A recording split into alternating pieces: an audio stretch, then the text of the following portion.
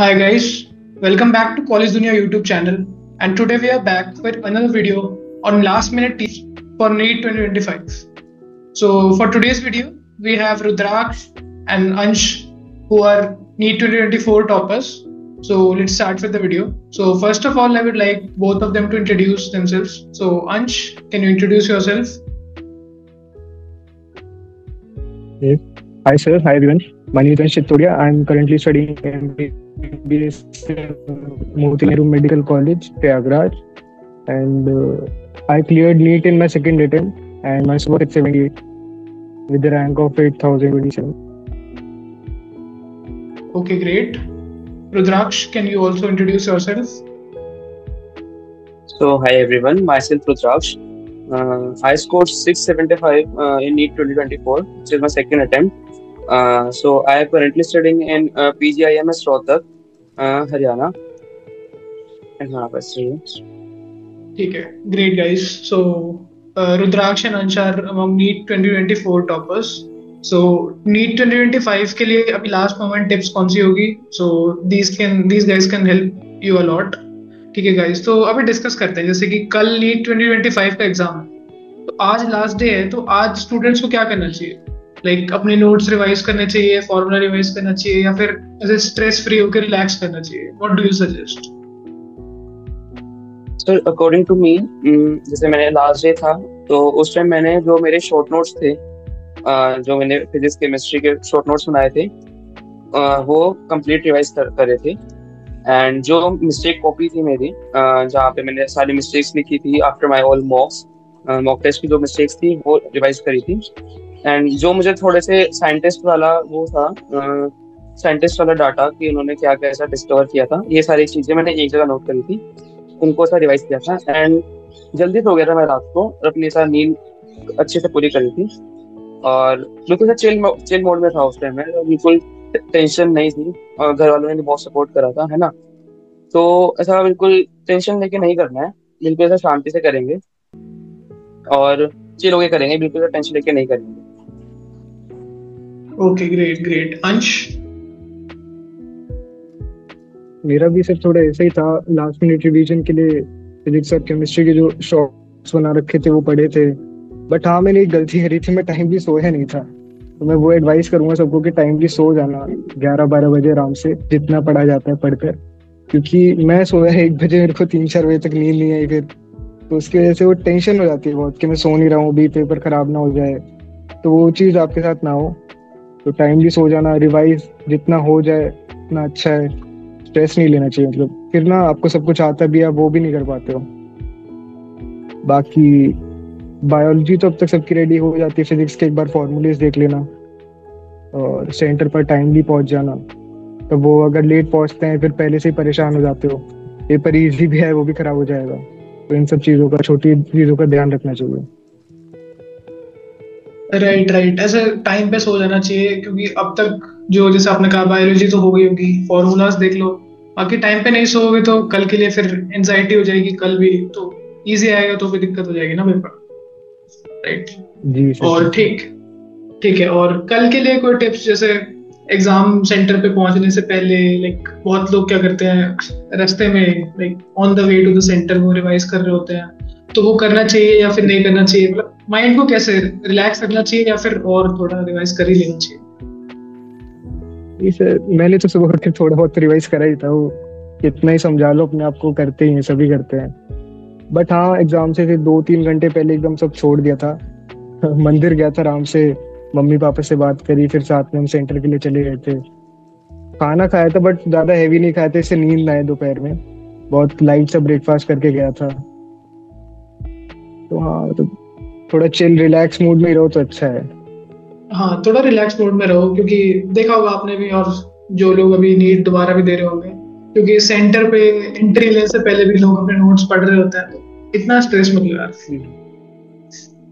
ठीक है. और ठीक है, अब पेपर अटेम्प्ट करने की स्ट्रैटेजी के बारे में थोड़ा डिस्कस करते हैं कि लाइक जैसे पेपर आपको मिलता है तो आप कौन से पेपर से आपने अटेम्प्ट किया, कौन सा बेनिफिशियल लगा आपको, मतलब व्हाट वुड यू सजेस्ट? तो let's start with rudraksha.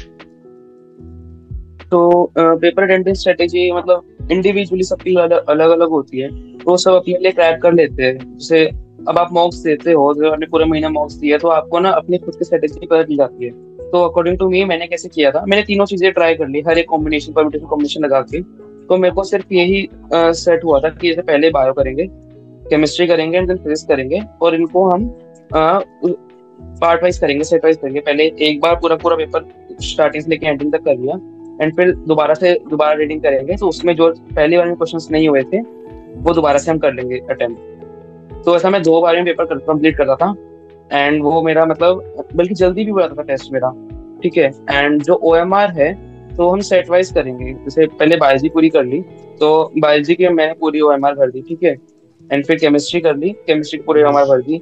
And if अगर फिजिक्स के अंदर टाइम कम बचा है, तो मैं ऐसे करता था कि जब से फिजिक्स मॉक्स में था, पता कभी फिजिक्स मुश्किल आती थी, तो उसमें टाइम कम बचता था, तो मैं उसमें ऐसे करता था कि मैंने क्वेश्चन अटेम्प्ट किया एंड अपना OMR के ऊपर डॉट लगा दी, एक ही क्वेश्चन अटेम्प्ट करके OMR पे डॉट लगा दी, एंड एट द एंड मैंने उसको जल्दी जल्दी भर दिया।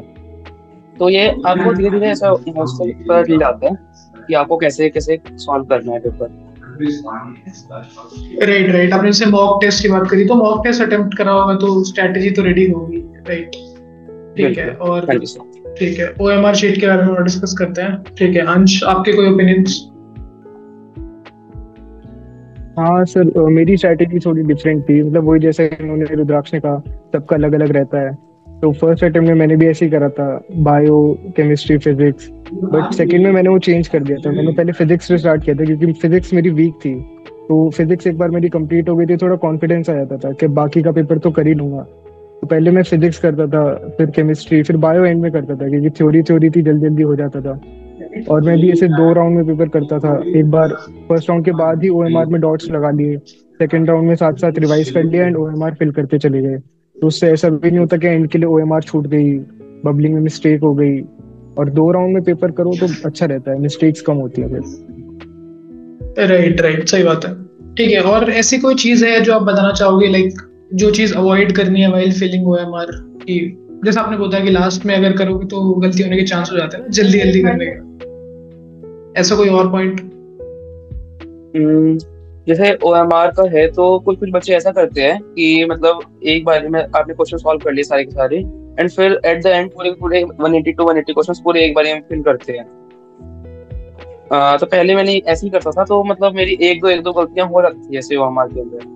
बट मैं ऐसा सजेस्ट नहीं करूंगा कि ऐसा करो, बस अपना सेट वाइज करते रहो। जैसे पहले बायोलॉजी कर ली तो बायोलॉजी को पूरा एक बार भर दूं, फिर केमिस्ट्री कर ली, केमिस्ट्री का पूरा OMR में भर दूं, है ना।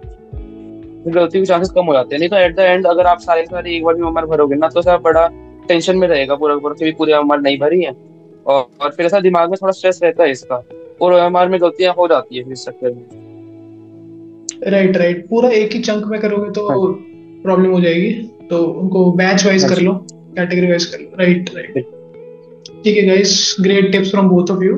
ठीक है, लास्ट में ऐसी कोई टिप्स जो आप देना चाहोगे, लाइक एज यू सेड कि आप दोनों का सेकंड अटेम्प्ट था, तो ऐसी कोई मिस्टेक्स जो आपने फर्स्ट अटेम्प्ट में पेपर अटेम्प्ट करते टाइम करी हो, तो लाइक आपको सजेस्ट करना चाहो कि वो चीजें अवॉइड करें? तो फर्स्ट अटेम्प्ट में मैंने यही गलती करते उससे पहले कि मैंने सारी की सारी OMR लास्ट में एक ही बार में भरी थी, जिसकी वजह से मेरे 5 तो ऐसे ही OMR में गलत हो गए थे क्वेश्चंस, मतलब 20 मार्क्स तो मेरे ऐसे ही चले गए थे। एंड क्या? फर्स्ट अटेम्प्ट में थोड़ा ये भी था, मैं फर्स्ट अटेम्प्ट में 580 मार्क्स आए थे। फर्स्ट अटेम्प्ट में मेरी दिक्कत थी कि मैंने ऐसा अच्छे से क्वेश्चन प्रैक्टिस नहीं करी थी, तो इस चक्कर में मेरा मार्क्स नहीं आए थे इतने अच्छे। एंड पेपर अटेम्प्टिंग की तो वही है कि OMR गलती करी थी मैंने इसके अंदर। हाँ यार, 20 मार्क्स मतलब बहुत ज्यादा होते हैं छोटी सी गलती की वजह से। बिल्कुल। राइट, अंश?